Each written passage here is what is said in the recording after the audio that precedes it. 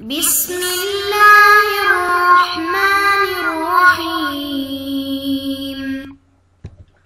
بسم اللہ الرحمن الرحیم۔ السلام علیکم ورحمۃ اللہ وبرکاتہ۔ عزیز طلباء، امید ہے بخیر عافیت ہوں گے۔ تفسیر جلالین سورۃ المائدہ سبق نمبر 224 کے ساتھ آپ کے سامنے حاضر ہیں۔ عزیز طلباء، آج کا سبق انشاءاللہ وترى کثیرا منہم سے لے کر آیت نمبر 64 واللہ لا يحب المفسدین تک پڑھیں گے۔ تو آئیے عزیز طلباء سبق کی ابتدا کرتے ہیں۔ عزیز طلباء، اعوذ باللہ من الشیطان الرجیم، بسم اللہ الرحمن الرحیم۔ وترى کثیرا منہم یسارعون فی الاثم والعدوان، اور ان میں سے بہت سو کو تم دیکھو گے کہ وہ گناہ، ظلم اور حرام خوری میں لپک کر آگے بڑھتے ہیں۔ یسارعون لپک کر آگے بڑھتے ہیں، فی الاثم گناہ کے کاموں میں، والعدوان اور ظلم میں، واکلہم السحت اور حرام خوری میں، حرام کے کھانے میں، لبئس ما کانوا یعملون، سچ تو یہ ہے کہ جو حرکت یہ کرتے ہیں وہ نہایت بری ہے، بہت بری ہے وہ چیز جو وہ کرتے ہوتے ہیں۔ جی، یہاں پر یہودیوں کی پہلے سے بات چلی آ رہی ہے کہ جو یہودیوں میں منافقین تھی ان کی خباثت بیان کی۔ اب اس کے بعد ان کی جو غلط کار علماء ہے اور بدعمل درویش ہے ان سے شکوہ فرمایا کہ وہ بھی برائی کے ہر کام میں بڑھ چڑھ کر نظر آتے ہیں، پیش رہتے ہیں، شرک بھی سکھاتے ہیں، اللہ تعالیٰ کے احکام و حدود توڑتے ہیں، رشوتیں لیتے ہیں، غیر اللہ کی نیازیں مانتے ہیں۔ تو بات تو یہودیوں کی چل رہی ہے، لیکن جو کام یہاں پر مذکور ہے اس میں کسی قوم کی تخصیص نہیں، اس لیے فرمایا اے مخاطب تو دیکھے گا کہ ان میں سے بہت سارے گناہوں میں دوڑتے ہیں۔ جی، تفسیر دیکھیے، وترى کثیرا منہم ای الیہود، آپ دیکھیں گے ان میں سے بہت سو کو، ہم ضمیر کا مرجع بتائے ہوئے، یسارعون یقعون سریعا، یعنی بڑھ چڑھ کر حصہ لیتے ہیں، تیزی سے گھستے چلے جاتے ہیں۔ یسارعون کا معنی پہلے بھی گزر چکا ہے، فی الاثم گناہ میں، الکذب اسم کی تفسیر صاحب جلالین نے کی ہے کذب سے، یعنی یہاں پر ان کے ہاں صاحب جلالین کے ہاں یہاں پر اسم سے مراد جھوٹ ہے، والعدوان الظلم، اور عدوان سے مراد ظلم لیا ہے صاحب جلالین نے۔ بعض حضرات نے کہا کہ اسم سے مراد لازمی گناہ ہے، یعنی جو اپنے آپ تک محدود ہو، اور متعدی سے اور عدوان سے متعدی گناہ مراد ہے۔ بعض نے کہا کہ اسم سے مطلقاً گناہ مراد ہے اور عدوان سے سرکشی مراد ہے۔ تو کچھ دیگر حضرات نے اور بھی فرق بیان کیا کہ اسم اس گناہ کو کہتے ہیں جو انسان کی اپنی ذات تک محدود ہو، اپنی ذات تک جو محدود ہو وہ اسم ہے، اور عدوان وہ ہے جس کا ضرر دوسروں تک پہنچے، یعنی شروع میں جیسے ہم نے بیان کیا کہ اسم لازمی ہوتا ہے اور عدوان متعدی، واکلہم السحت اور حرام خوری میں، حرام کے کھانے میں۔ کیا مطلب؟ الحرام، اور سحت سے مراد یہاں پر حرام ہے، پہلے گزر چکا ہے، کر روشا، جیسے کہ رشوت لینا، رشوت کی جمع ہے، رشوت ان کی جمع ہے، بئس ما کانوا یعملون، عملہم مفعول بھی کے بیان کو، ان کا یہ عمل، عملہم ھذا، ان کا یہ عمل بہت ہی برا ہے، لولا ینہاہم الربانیون والاحبار عن قولہم الاثم واکلہم السحت، ان کے مشائخ اور علماء ان کو گناہوں کی باتیں کہنے اور حرام کھانے سے آخر کیوں نہیں منع کرتے؟ لولا ینہاہم، کیوں نہیں منع کرتے ان کے احبار اور مشائخ اور علماء؟ لبئس ما کانوا یصنعون، حقیقت یہ ہے کہ ان کا یہ طرز عمل انتہائی برا ہے۔ یہاں سے اب علماء اور مشائخ دین پر نکیر ہے کہ عوام کی اکثریت جو تمہارے سامنے فسق کر رہی ہے، گناہ کر رہی ہے، حرام خوری کر رہی ہے، مگر تم انہیں صرف دیکھتے ہو اور منع نہیں کرتے ہو، تو یہ تو بہت بڑا جرم ہے۔ تو یہاں پر امر بالمعروف اور نہی عن المنکر کی ایک بڑی اہمیت کو واضح کیا جا رہا ہے کہ قدرت رکھنے کے باوجود امر بالمعروف اور نہی عن المنکر سے غفلت کی جائے۔ جیسے کہ ایک حدیث شریف میں آتا ہے کہ اگر کوئی اچھا آدمی کسی برے آدمی کو برے کام کرتے ہوئے دیکھے اور قدرت بھی رکھتا ہے کہ اس کو روکے، لیکن اس کو روکتا نہیں ہے، تو وہ اس کا وبال ضرور ایک نہ ایک دن اس کو بھگتنا پڑے گا۔ جی، لولا، حلا، لولا یہاں پر حلا کے معنی میں ہے، ینہاہم الربانیون، کیوں نہیں روکتے مشائخ ربانیون ربانی کی جمع ہے رب والا، یہ پہلے گزر چکا ہے، اور الاحبار، الاحبار حبر کی جمع ہے، بڑے عالم کو کہتے ہیں، منہم ان میں سے، یعنی ان یہودیوں میں سے۔ اچھا، لولا جب ماضی پر داخل ہوتا ہے تو علامہ بیضاوی نے لکھا ہے کہ یہ زجر و توبیخ کے معنی میں استعمال ہوتا ہے اگر ماضی پر ہو، کہ ایسا کیوں نہیں کیا، اور اگر مضارع پر داخل ہو تو کسی کام پر برانگیختہ کرنے، اکسانے، موٹیویٹ کرنے کے لیے آتا ہے، تو یہاں پر برانگیختہ کرنے کی، لولا انہاہم الربانیون، کہ ان کے مشائخ ربانی علماء کیوں نہیں روکتے، تو ابھارا جا رہا ہے علماء کو، یہاں پر برانگیختہ کیا جا رہا ہے کہ اہل کتاب کے علماء اپنے فرائض منصبی ادا کرنے کے لیے اٹھ کھڑے ہوں۔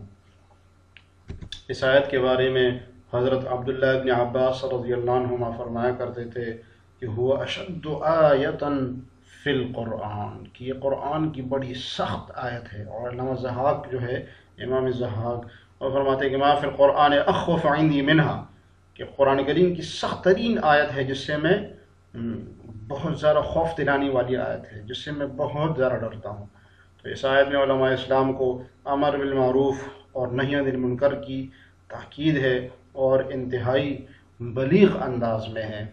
جی، عن قولہم الاثم الکذبہ، جی اسم سے مراد کذب ہے، اور اکلہم السحت، اور حرام خوری کھانے سے کیوں نہیں روکتے، بئس ما کانوا یصنعون، بہت برا ہے، بہت بری بات ہے جو وہ کرتے ہیں۔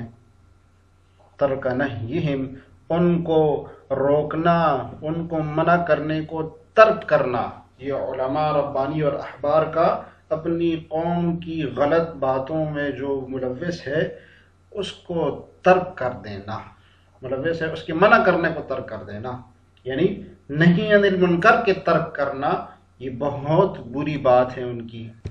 اور دوسرا ہے کہ مخصوص بالضم بیان کیا ہے صاحب جلالین نے، ترک نہیں بیان کر کے۔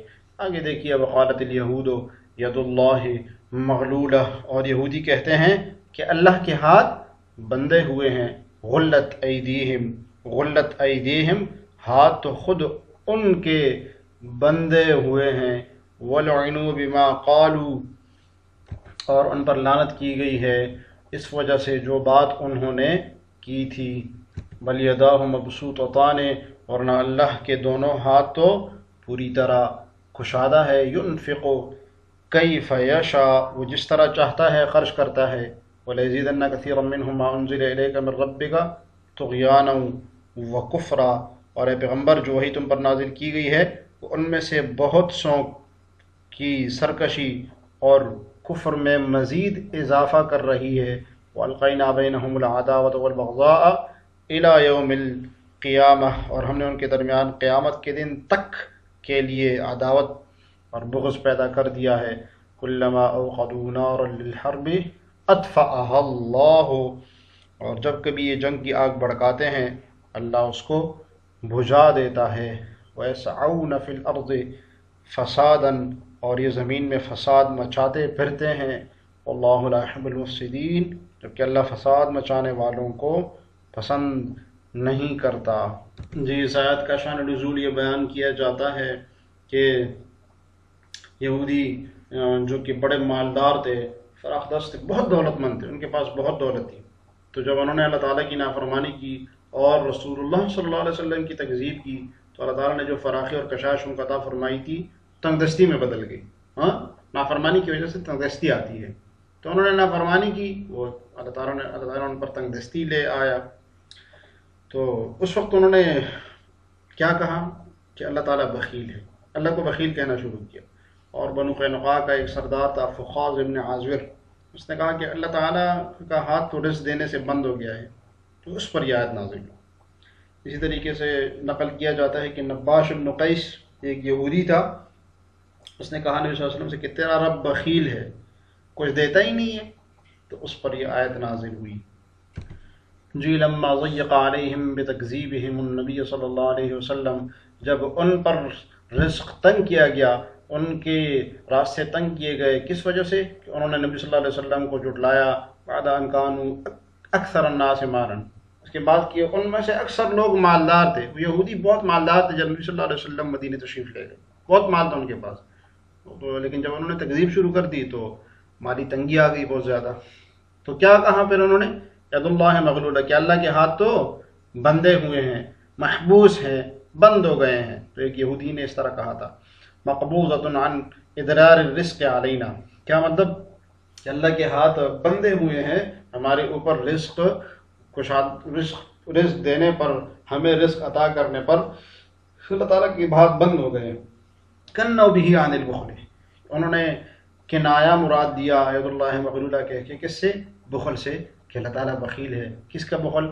تعالی اللہ عن ذالک، اللہ تعالیٰ تو اس سے بڑے متعال، اللہ تعالیٰ تو اس سے عالی ذات ہے. بخل تو انسانی صفت ہے ایک، اللہ تعالیٰ اس سے پاک ہیں. تو یہ انہوں نے بخل سے کنایا لیا اللہ تعالیٰ کے بارے میں کہ اللہ تعالیٰ کے ہاتھ بندھے ہوئے. قال تعالی، اللہ تعالیٰ نے جواب میں فرمایا غلت ایدیہم، ان کے ہاتھ رک گئے ہیں، ان کے ہاتھ بندھے ہوئے ہیں، ان کے ہاتھ تو خود ان کے بندے ہوئے. امسکت، غلت امسکت ایدیہم، ان کے ہاتھ رکے ہوئے. اور ہاتھ جب عطا نہیں کرتا نا تو پھر رک جاتا ہے، اس لیے غلت کے معنی امسکت کی گئی. کس سے؟ ان فعل الخیرات، خیر کے کاموں سے رکے ہوئے ہیں، بندے ہوئے ہیں ان کے ہاتھ. دعاء علیہم، کیوں؟ ان کے اوپر بد دعا کی وجہ سے، کہ ان کے اوپر بد دعا لگی ہے. ولعنوا، اور لعنت کی گئی ہے. بما قالوا، بسبب وہ جو انہوں نے کہا تھا. تو لعنوا بما قالوا، ان پر لعنت کی گئی بسبب اس کے جو انہوں نے کہا تھا. کیا کہا تھا؟ کہ اللہ تعالیٰ کی تکذیب کی تھی، نبی صلی اللہ علیہ وسلم کی تکذیب کی تھی، تو اس کی وجہ سے ان پر لعنت کی گئی اور ان کے ہاتھ باندھ دیے گئے بخل سے. ہاتھ باندھنا جو ہے نا اللہ مغلولہ، لا تجعل یدک مغلولۃ، یہ بخل سے کنایا ہے کہ بخل نہیں کرنا. تو یہاں پر بھی غلط ایدیہم بخل سے کنایا، اور لعنوا بما قالوا، لعنت یعنی رحمت سے دوری کر دی گئی ان کی اس وجہ سے جو وہ کہتے تھے. کیا کہا تھا انہوں نے؟ نبی صلی اللہ علیہ وسلم کی جو تکذیب کی تھی. اللہ نے جواب میں فرمایا بل یداہ مبسوطتان، کہ نہیں بلکہ اللہ کے دونوں ہاتھ تو پوری طرح کشادہ ہے. صاحب جلالین فرمانے مبالغۃ فی الوصف بالجود، کہ یہ بالجود یعنی سخاوت کا جو وصف ہے اس میں مبالغتاً یہ کہا جاتا ہے کہ اس کے ہاتھ تو بہت کھلے ہیں، بہت کھلے ہاتھ ہیں. جس اردو میں بھی مہارتاً سمجھا جاتا ہے کہ فلاں تو بڑے کھلے ہاتھ والا ہے، بلکہ بڑا کھلا پیسہ لگاتا ہے. تو اسی طرح بلیدا مبسوطتان بھی جود و کرم، جود و سخا میں سخاوت کے وصف میں مبالغتاً کہا جاتا ہے. وسن الید لافادۃ الکثرت، جی وسن الید لافادۃ الکثرت، اور ہاتھ ید کو جو تثنیہ لے کر آ گئے ہیں وہ کیوں لائے ہیں؟ اس کا صاحب جلالین بتا رہے ہیں لافادۃ الکثرت، کثرت کا فائدہ دینے کے لیے، کہ دونوں ہاتھ جب کھلے ہوتے ہیں نا، کھل جاتے ہیں تو پھر بہت زیادہ جود و سخا ہو جاتا ہے، بہت زیادہ عطا بہت زیادہ ہوتی ہے اللہ تعالیٰ کی. تو اس لیے ایک دوسرا یہ کہ اس وجہ سے تسنیہ لے کر آ گئے کہ انہوں نے بھی تو کہا تھا اللہ مغلولہ، وہ بھی دونوں ہاتھوں کے بارے میں انہوں نے کہا تھا اذ غایۃ ما یبذلہ السخی من مالہ ان یعطی بیدیہ، اس لیے کہ جب سخی آدمی جب بہت زیادہ خرچ کرتا ہے اپنے مال میں سے تو وہ اپنے دونوں ہاتھوں سے کھول کے دیتا ہے. پھر اس غایت اس لیے کہ سخاوت کا آخری درجہ یہ ہے، سخاوت کی انتہا یہ ہے یبذلہ السخی من مالہ ان یعطی بیدیہ، کہ وہ دونوں ہاتھوں سے سخی آدمی جو ہے وہ دیتا ہے. ینفق کیف یشاء، جیسے چاہتا ہے خرچ کرتا ہے. بما قبل کی تاکید ہے من توسیع و تضییق لا اعتراض علیہ، خواہ وسعت سے یا تنگی سے، اس پر کوئی اعتراض نہیں ہے، اس پر کوئی کسی کو حق نہیں ہے کہ اس پر انگلی اٹھائے کہ کیوں خرچ کر رہا ہے. تنگی کی حالت میں چاہے وسعت کی حالت میں جس طرح بھی چاہتا ہے وہ خرچ کرتا ہے. تو اس سے معلوم ہوا کہ اللہ تعالیٰ جو خرچ کرتے ہیں، اللہ تعالیٰ جس پر بھی خرچ کرتے ہیں تو اس میں صرف اس کی حکمت غالب ہوتی ہے، یہ نہیں کہ کیوں خرچ کیا جا رہا ہے. وَلَيَزِيدَنَّ كَثِيرًا مِّنْهُم مَّا أُنزِلَ إِلَيْكَ مِن رَّبِّكَ طُغْيَانًا وَكُفْرًا، اور البتہ تحقیق مزید زیادہ کرے گی ان میں سے بہت سوں کے جو نازل کیا گیا آپ کی طرف من ربک، اپنے رب کی طرف سے. کیا نازل کیا گیا؟ بیان ہے ما کا من القرآن، یعنی کہ قرآن. طغیانا، سرکشی کو مزید بڑھائے گا، اور کفرن، اور کفر کو. کیوں؟ سوال اٹھتا ہے کہ قرآن کیسے ان کی سرکشی میں اضافہ کرے گا، قرآن کیسے ان کے کفر میں اضافہ کرے گا؟